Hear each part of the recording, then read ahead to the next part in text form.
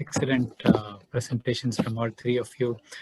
Very important topics. And don't forget that this is not all that is in prevention. We also have newborn screening. We have neurodevelopmental prevention. IVH is one aspect of it, but early intervention therapy and developmental care in the NICU. And infection prevention is a crux, obviously, as Dr. Deepu rightly said. I mean, if you have prevention, half the job is done for a good outcome because you prevent most of the complications. I think we have just about 5 minutes for discussion. I mean, because most of the topics have been extensive, so we took a little longer than we expected. There is one question about intravenous iron. Has any of you used intravenous iron? No, I haven't. I mean, I replied in text form to them. The other question is about positioning the baby for intraventricular hemorrhage. So some of them were asking whether lifting the leg up during nappy change will affect. So I suspect it's more the neck handling, isn't it? Yeah.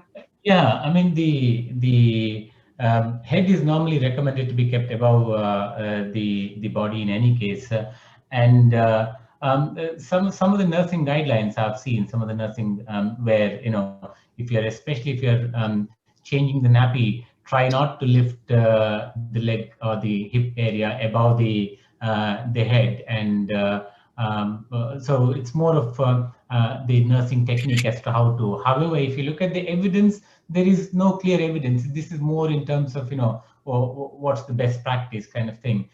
Even when you look at the positioning of the neck as such, the studies that have been done haven't been very conclusive. But again, it sounds logical and it's easier to do. There's one question, Deepu, on cord milking. You want to comment?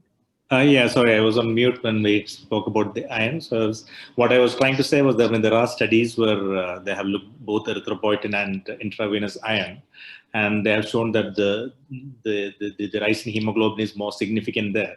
But the concern with intravenous iron is that the increase in the ferritin and lipid peroxidation. So the risk of oxidative damage. So it is not considered as a safe option. Cord milking. Oh yeah. Regarding cord milking, it is a gentle pressure applied from the placental side towards the baby for few times.